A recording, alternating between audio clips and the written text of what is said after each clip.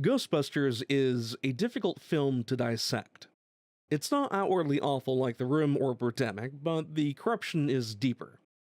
The very core concept of the film is rotten, and despite attempts to make it work, it's plagued by bad decisions and no oversight. The film itself is well presented. It has good lighting, sound, and camera work, and competent special effects. I may not like the overall effect design, but it works and has innovative elements. The set design is stunning, and lots of thought went into the physical props and gadgets. And the cast is just fine, complete with SNL alumni and big-name actors. The overall flow is smooth and has a defined beginning, middle, and end. It has a lot of little nostalgia eggs and some cameos. But why do I dislike the movie so much? By all accounts, I should love it. Let's go over a few key points. Music. The first problem we run into is the cookie-cutter music. It's not bad, and it's not good. It's generic, inoffensive, and would fit into any modern movie. Here, have a listen.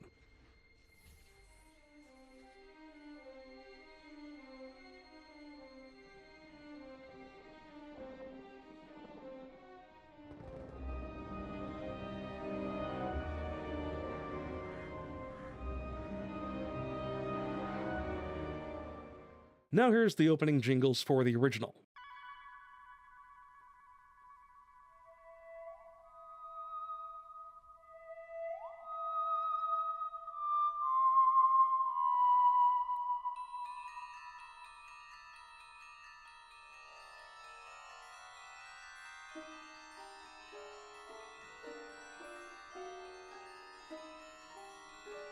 Yeah.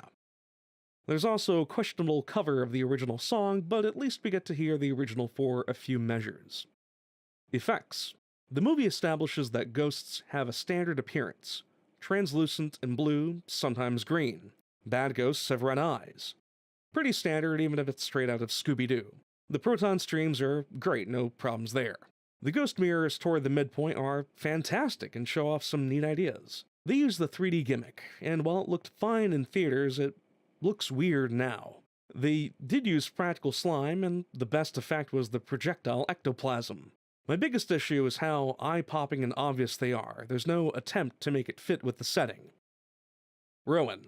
Rowan's powers are all over the place. He basically becomes a god after he kills himself and gains tons of abilities that come from nowhere. He can totally possess individuals, mass dominate dozens of people, conjure armies of ghosts, fly, animate objects, and shapeshift to Godzilla proportions.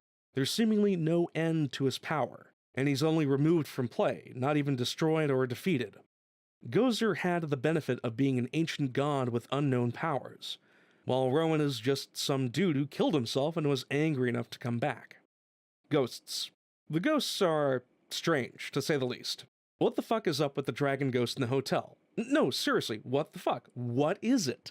Is it a demon? Do dragons exist in the world? There's no explanation for what this thing is or where it came from. At least the demon dogs and Stay Puft had some reason for existing, and the ghosts were humanoid if exaggerated. Gertrude was a neat nod to both the Grey Lady and Vigo. Quite frankly, they should have just focused on Gertrude as the villain and left the Rowan subplot alone. There was tons of potential surrounding some insane 19th century axe murderer. Unfortunately, she only shows up twice, once as a demoted mini-boss. Characters. The supporting cast is one-dimensional. They were written with one objective in mind, and that was to be as obnoxious as possible. Seriously, nearly every supporting character is an asshole to the group, and not in the casual hunks because you waited too long at the green light way. No, this is an intentional, speeds up to pass you, cuts you off, gives you the finger, then brake checks you way. Only two characters were helpful to the team, Ed Mulgrave and Patty's uncle, Ernie Hudson.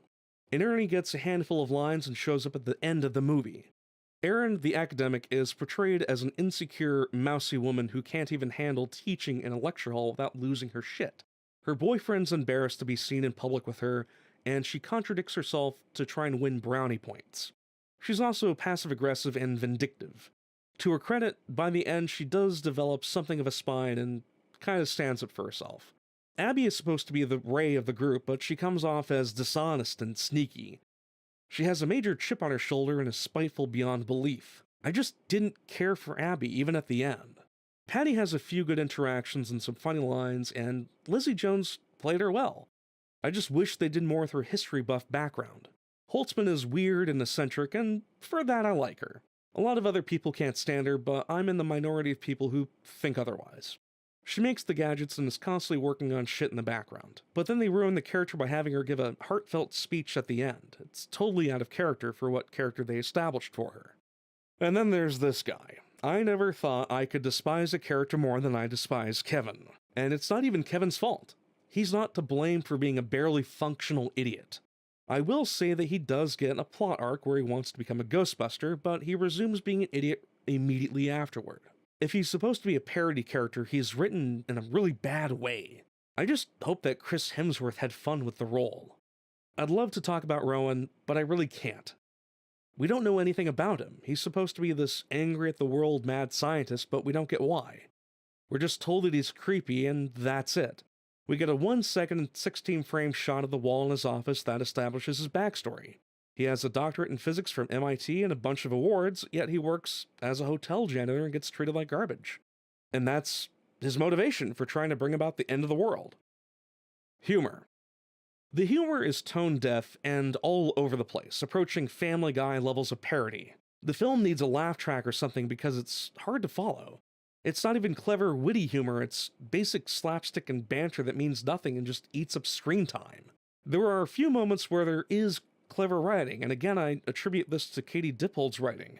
I desperately wanted to confirm this, but she never got back to me. Story. The characters have a lot of shit just handed to them, if they don't just steal it. When they're kicked out of the Technical Institute, they steal most of the equipment from the lab. The mayor gives them babysitters and plausible cover on the basis that we believe you. At the end, they are given the firehouse, which costs about $21,000 a month to rent. Given, it's free, they don't have to pay for it. Where's the sacrifice? Where's the work? In the original, the team was penniless until they convinced Ray to take out a mortgage against his parents' house. This gave them the money to get started. They worked their asses off to the point where they were running ragged and had to hire more help. And when shit hits the fan, they're all arrested and thrown in jail.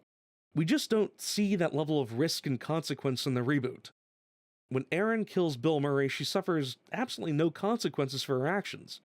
And yes, she killed him. She was the one who released the ghost on him because she was butthurt that he didn't believe her. Instead of inviting him on a ghost hunt, she essentially said, "Fuck you," and sicked the ghost on him. There's no sense of risk or danger in the finale.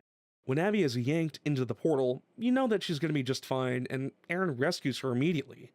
The city is restored to pristine condition as if this whole thing never happened. In the original, the team realizes that they can't hurt Gozer or Stay Puft with their proton packs alone. They have to risk their lives to destroy both threats. They have to cross the streams. This is the foreshadowing from earlier in the movie. They risk total annihilation and they say their goodbyes before committing to it. Sure, in the end they all survived, even Dana and Lewis made it out alive. But at the time, all bets were off. The team faced impossible odds. There's a concept in storytelling called the hero's journey. It's a narrative pattern where the hero faces adversity and must change to overcome their obstacles. Typically, this happens during the darkest, bleakest moment at the cusp of defeat. It's often called the Abyss or the Dark Night of the Soul, if you've read Save the Cat. The hero is defeated, his mentor is slain, his love has been kidnapped. In good storytelling, the hero gathers himself, reflects upon his lessons learned during the story, and finds new strength. This usually incorporates his allies or friends from earlier in the story. Then, when the forces have been assembled, he storms the castle, putting everything he has to the test. There's rising and falling tension and increasing stakes. Every action has consequences, and the hero is ultimately transformed by his journey. This is what makes for a good story. With Ghostbusters, we just don't have that. The women are treated with kid gloves and never challenged. While they experience minor conflict and downer moments, they instantly recover with no lasting consequences. Feige tries to showcase Erin's anger issues during her confrontation with Bill Murray, but this means nothing because she doesn't learn from it. And when she loses her temper for the second time, it's slightly more meaningful because she's publicly rebuked by Columbia. While this may have been more of a blow because it damaged her reputation, she did nothing to change or atone for this. While she's presented with a challenge, it's inconsequential. In the original, the team suffers a catastrophic loss. Several, in fact. Venkman pisses off Walter Peck and refuses to show him the containment grid. Walter returns at the worst time and forces the power worker to shut down the grid. This damages the building and releases all the ghosts trapped within. Not only that, but the team is arrested and thrown in jail for their actions.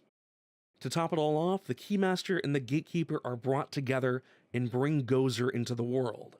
This is bleak, even for a comedy from the 80s. Shit has hit the fan in biblical proportions. They have one chance to speak with the mayor and have minutes to convince him that they are the only ones who can stop this disaster. If they don't, well, they'll go back to jail peacefully, quietly, they'll enjoy it. It's a tense moment. We just don't see this in the remake.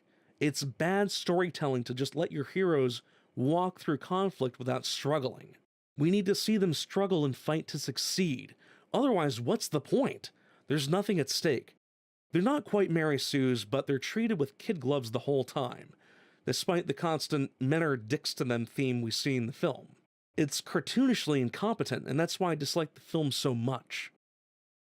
Thank you for spending time with me tonight. This review has been a long time coming, and it feels good to finally get this thing done. I'm looking forward to doing more reviews. Have a good night.